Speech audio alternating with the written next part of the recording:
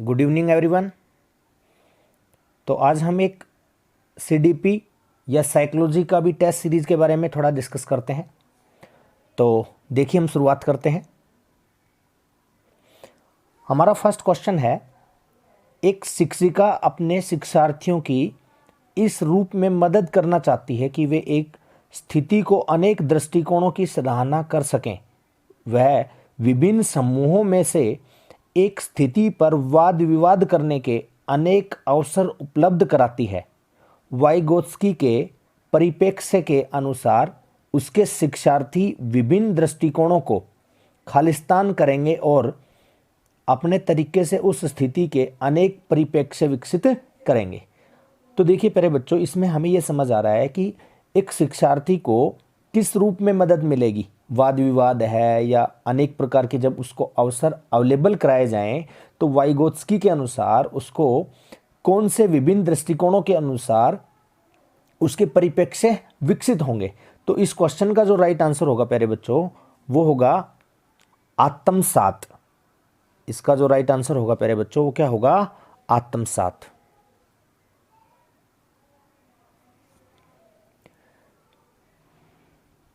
क्योंकि जब भी हम किसी चीज़ों के बारे में या कोई भी पुरानी चीज़ के बारे में जो अपनी नॉलेज होती है, ज्ञान होता है, उसके कॉन्सेप्ट के साथ अगर हम बातचीत करते हैं, वार्तालाप करते हैं, वाद विवाद करते हैं, तो वो किसके अंदर चली जाती है? वो चीज़ हमारी आत्मसात के अंदर चली जाती है। तो इस क्वेश्चन का जो राइट आंसर होगा प्यारे बच्चों, इसमें शायद आपको कोई भी दिक्कत नहीं होगी, आत्मसात इसका आंसर हो जाएगा।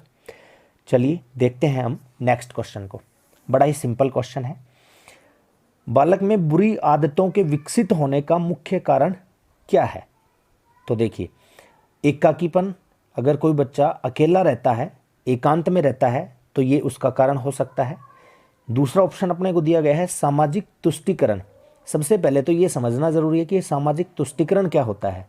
तो सामाजिक तुष्टीकरण का मतलब होता है किसी वर्ग विशेष या किसी जाति संप्रदाय को जो विशेष रियायतें या सुविधा प्रदान कर दी जाती हैं, तो वो किसके अंतर्गत आता है? सामाजिक तुष्टीकरण। यानी कि किसी विशेष वर्ग को प्रसन्न करने के लिए जो किया जाता है, वो किसके अंतर्गत आएगा? सामाजिक तुष्टीकरण के अंतर्गत आएगा। और तीसरा ऑप्शन इसमें दिया है पारिवारिक झगड़े। तो तीनों के तीनों ही जो कारण हैं वो बुरी आदतों के डेवलप होने के कारण हो सकते हैं। तो इसका जो सबसे बेटर आंसर होगा ना, वो क्या होगा? ऑप्शन नंबर डी, यानी कि उपयुक्त सभी सही है। उम्मीद है इस क्वेश्चन में भी आपको किसी प्रकार की कोई दिक्कत नहीं होगी। चलिए इसी के साथ आगे बढ़ जाते हैं हम। नेक्स्ट क्वेश्चन देखिए। क्वेश्चन है, गिलफोर्ड के बुद्धि संबंधी मॉडल में कुल कॉस्ट या खानों की संख्या क्या है? अब आप देखिए, इसमें ऑप्शन अपने को 30, 60, 100 और 120 दिया है। तो इस क्वेश्चन का जो राइट आंसर होगा ना, वो तो होगा क्या? ऑप्शन नंबर डी, यानी कि 120। तो इसके बारे में थोड़ा सा मैं आपको बता भी देता हूं। गिलफोर्ड की जो बुद्धि का त्रिआयामी या त्रिविमीय आकृति सिद्धांत था, इस सिद्धांत के अनुसार इसमें 3 विमाएं या 3 आयाम लिए गए थे, जिसमें पहला आयाम था आपका संक्रिया। पहला आयाम क्या था? संक्रिया। ठीक है। दूसरा आयाम इसमें क्या लिया गया था प्यारे बच्चों?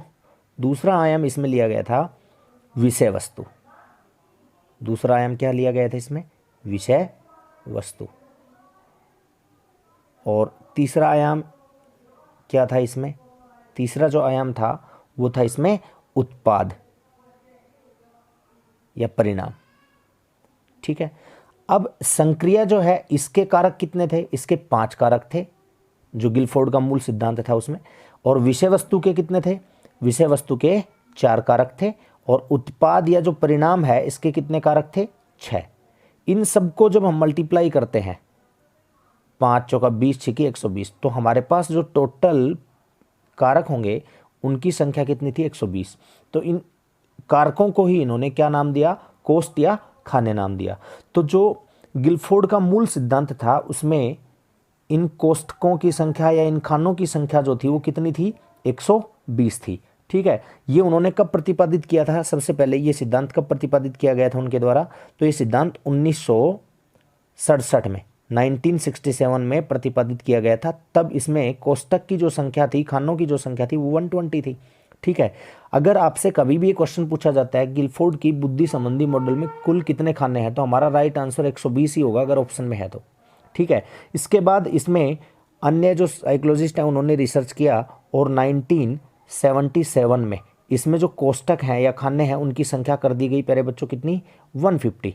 और इसके बाद इसमें फिर से एक बार 1980 में 1980 में कोष्ठक की जो संख्या थी वो कितनी कर दी गई, कोष्ठकों की संख्या कर दी गई 180, 180। तो एट प्रेजेंट में इसमें कुल कोष्ठकों की संख्या कितनी है, 180 है। लेकिन मैंने बताया कि अगर आपसे क्वेश्चन पूछा जाए कि गिलफोर्ड के बुद्धि संबंधी मॉडल में कुल कितने खाने हैं, तो इसका जो राइट आंसर होगा वो क्या होगा, 120 ही हमारा ऑप्शन राइट आंसर होगा।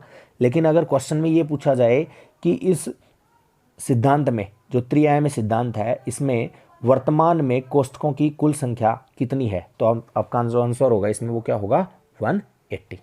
ठीक है, उम्मीद है समझ आ गया होगा। चलिए नेक्स्ट क्वेश्चन के साथ आगे बढ़ते हैं। देखिए क्वेश्चन नंबर 4 हमें दिया गया है EQ और IQ। ठीक है, तो देखिए एक तो है इसमें इमोशंस कोशेंट और एक है इंटेलिजेंस कोशेंट। EQ का मतलब क्या है यहाँ पर, इंटेलिजेंस, EQ का मतलब क्या हो गया, इमोशंस या इमोशनल कोशेंट, और IQ का मतलब क्या हो गया, इंटेलिजेंस कोशेंट। ठीक है, ये उदाहरण है, किस चीज़ के उदाहरण है ये। ठीक है, तो आपने ये देखा है कि जो इंटेलिजेंस कोशेंट हम देखते हैं, बुद्धि लब्धि की जो तालिका या सारणी के बारे में हम देखते हैं, तो उस सारणी में हम क्या देखते हैं, किसी भी बच्चे की बुद्धि का लेवल स्तर उसमें बताया जाता है कि अगर किसी की बुद्धि लब्धि 120 या उससे अधिक है, 140 तक है, तो वो किस प्रकार की कैटेगरी में जाएगा, प्रतिभाशाली कौन होगा, जीनियस कौन होगा। तो यहाँ पर वो किसी भी बच्चे के या किसी भी व्यक्ति के व्यक्तिगत प्रदत्त या निकाले गए आंकड़े या डाटा होते हैं। तो इस क्वेश्चन का जो राइट आंसर होगा वो क्या होगा, व्यक्तिगत प्रदत्त। क्या होगा इसका, व्यक्तिगत प्रदत्त। प्रदत्त का मतलब क्या होता है, तो ये भी मैं बता देता हूं। प्रदत्त का मतलब होता है दिया गया या प्रदान किया गया। ठीक है ना, तो व्यक्तिगत प्रदान किया गया डाटा या व्यक्तिगत आंकड़े, उनके माध्यम से हम क्या करते हैं, EQ और IQ या बुद्धि लब्धि और जो इमोशंस है, भावनाओं की गणना है, वो हम किसके आधार पर करते हैं, व्यक्तिगत प्रदत्त या आंकड़ों के आधार पर। उम्मीद है इस क्वेश्चन में भी आपको कोई प्रकार की प्रॉब्लम नहीं होगी। चलिए इसी के साथ बढ़ जाते हैं नेक्स्ट क्वेश्चन की ओर। देखिए क्वेश्चन बड़ा सिंपल है, निम्नलिखित में से कौन सा आनुवांशिकता से निर्धारित नहीं होता है ना, जो हेरिडिटिकल पैटर्न से हम डिसाइड नहीं कर सकते, वो क्या है इसमें, है ना। तो अब आप देखिए, अभिक्षमता, किसी भी व्यक्ति की जो क्षमता होती है ना, एबिलिटी होती है, वो आनुवांशिकता से निर्धारित हो सकती है। अगर किसी के पेरेंट्स हैं या किसी के वंश में बहुत ही लंबे तगड़े जवान हैं, ठीक है, काफ़ी पावरफुल शरीर, सुडोल शरीर वाले व्यक्ति हैं, सुडोलकाय व्यक्ति हैं, तो उन वंश के लोगों की जो काया है वो सुडोलकाय होगी, तो उनकी अभिक्षमता उससे प्रभावित होगी ना, क्षमता, उनकी जो एबिलिटी है वो प्रभावित होगी। तो ये तो प्रभावित होती है। अच्छा, बुद्धि भी प्रभावित होती है।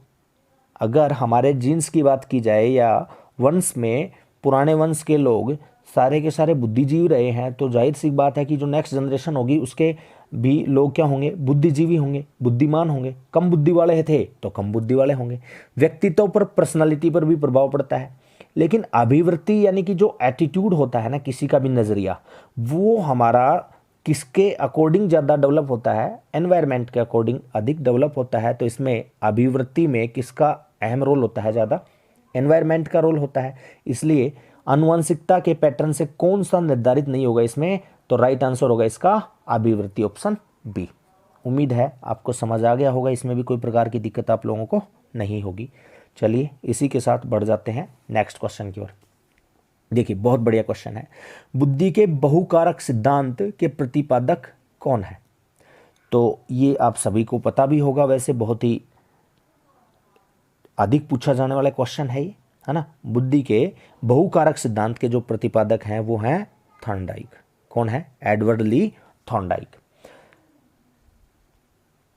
तो बहुकारक सिद्धांत के प्रतिपादक तो थॉर्नडाइक है। एक बार हम थोड़ा सा डिस्कशन देख लेते हैं इनके बारे में भी कि ये मैकडूगल कौन है, मैकडूगल का कोई सिद्धांत है या नहीं है। तो प्यारे बच्चों, आप जानते होंगे कि मैकडूगल ने मूल प्रवृत्ति का सिद्धांत दिया था। सामाजिक मनोविज्ञान के जनक भी मैकडूगल को कहा जाता है और मानव व्यवहार का भी अध्ययन किया था मैकडूगल ने, है ना। मैकडूगल का सबसे अधिक हम ध्यान रखेंगे कि मूल प्रवृत्तियों का सिद्धांत इन्होंने दिया था, ठीक है।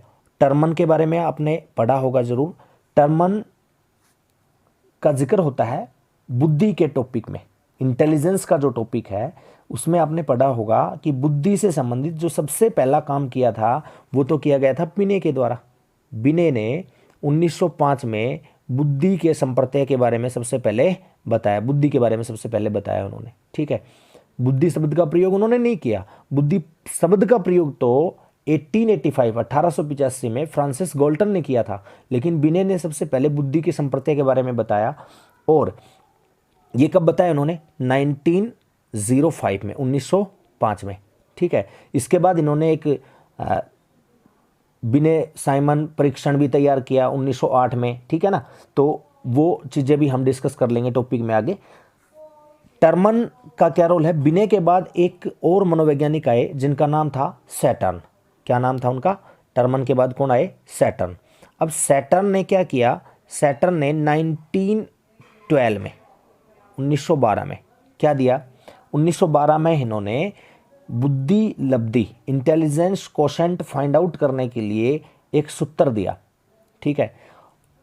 जो बुद्धि का सूत्र इन्होंने दिया तो इसमें तो रोल किसका था? सैटर्न का। लेकिन 1916 में, ठीक है, उसके जो सूत्र था सैटर्न के द्वारा दिया गया था। सैटर्न के अलावा इनमें एक सहयोगी और थे इनके, कोहलमान, जो 1912 में इन्होंने बुद्धि का जो फॉर्मूला दिया था, ठीक है। लेकिन उसमें मल्टीप्लाई में 100 नहीं था। 1916 में एक और साइकोलॉजिस्ट आते हैं जिनका नाम है क्या? टर्मन। टर्मन ने पहली बार बुद्धि का जो फॉर्मूला था उसमें मल्टीप्लाई में क्या किया? 100 किया। 1916 में इन्होंने ये संप्रत्यय दिया। और बुद्धि की जो तालिका है, सारणी है ना, बुद्धि लब्धि तालिका, वो इन्होंने 1916 में बनाकर तैयार की। तो टर्मन के बारे में आपको पता चल गया, सैटर्न के बारे में भी पता चल गया और बिने के बारे में भी थोड़ा पता चल गया। इसके बाद एक और यहाँ पर हमें दिखाई दे रहे हैं बर्ट। तो हमने ये जरूर सुना होगा, बर्ट के साथ एक व्यक्ति और थे, बर्ट और बर्नन। बर्ट और बर्नन ने एक सिद्धांत दिया था जिसका नाम था पदानुक्रमिक सिद्धांत। कौन सा? पदानुक्रमिक सिद्धांत। पदानुक्रमिक, कौन सा सिद्धांत दिया था इन्होंने? पदानुक्रमिक सिद्धांत दिया था। 1965 में इन्होंने ये सिद्धांत दिया था, ठीक है। तो इस क्वेश्चन का जो राइट आंसर होगा वो क्या होगा? ऑप्शन नंबर सी, एडवर्ड ली थॉर्नडाइक। थॉर्नडाइक ने बहुकारक सिद्धांत को प्रतिपादित किया था। चलिए, तो इस क्वेश्चन के बारे में आपने डिटेल से सीख लिया होगा, पता कर लिया होगा जो कुछ जानकारियां नहीं थी, ठीक है। इसी के साथ आगे बढ़ जाते हैं हम नेक्स्ट क्वेश्चन की ओर। बड़ा ही सिंपल सा क्वेश्चन है, देखिए। मानसिक स्वास्थ्य को अच्छा रखने के लिए निम्नलिखित में से कौन सा तरीका सही नहीं है? कौन सा तरीका सही नहीं है? नहीं वर्ड पे आपको ज़्यादा ध्यान देने की जरूरत होती है। पहला ऑप्शन देखिए इसका, कुछ नज़दीक विश्वसनीय मित्र हो सकता है सही हो ये। अपनी समस्याएं अपने तक रखें, इस चीज़ का समर्थन कभी भी नहीं करती है साइकोलॉजी, ठीक है। तो हमें लग रहा है कि सेकंड ऑप्शन इसका आंसर होगा। फिर भी एक बार नेक्स्ट ऑप्शन पढ़ लेते हैं। कुछ मनोरंजन की अभिरुचि रखें, ठीक है, मनोरंजन की रुचि रखनी चाहिए। किसी विश्वास पात्र व्यक्ति से अपनी समस्याओं की चर्चा करें, तो ऐसा तो लगभग सभी करते ही हैं। तो इस क्वेश्चन का जो सबसे बेटर आंसर होगा वो होगा option number B. Option B कहता है कि अपनी समस्याएं अपने तक ही रखें। अगर हम अपनी समस्याएं अपने तक ही रखेंगे तो ये हमारे मानसिक स्वास्थ्य को काफ़ी क्या करेगा? प्रभावित करेगा, दुष्प्रभाव रहेगा इसका। और हम आंतरिक रूप से हमारे माइंड में मेंटल कॉन्फ्लिक्ट हो सकते हैं, मेंटल कॉन्फ्लिक्ट के साथ ही आंतरिक द्वंद्व की स्थिति हो सकती है, हम कुंठित हो सकते हैं, हम फ्रस्ट्रेट हो सकते हैं। तो ये सब चीज़ें किस वजह से होती हैं? अपनी समस्याओं को किसी के साथ शेयर ना करने से होती हैं। इसलिए हमें अपनी समस्याएं सब तक, अपनी समस्याएं मान लो सभी तक अगर शेयर ना भी करें तो कोई बात नहीं है, लेकिन अपने कुछ जो मित्र हैं, है ना, कुछ नज़दीकी लोग हैं, उनसे ज़रूर डिस्कस करनी चाहिए ताकि हमारा मानसिक स्वास्थ्य सही रहे। ठीक है। तो इस क्वेश्चन में आपको उम्मीद है किसी प्रकार की कोई दिक्कत नहीं होगी। इसी के साथ आगे बढ़ जाते हैं नेक्स्ट क्वेश्चन पे। देखिएगा, निम्नलिखित में से कौन सा कथन सत्य है।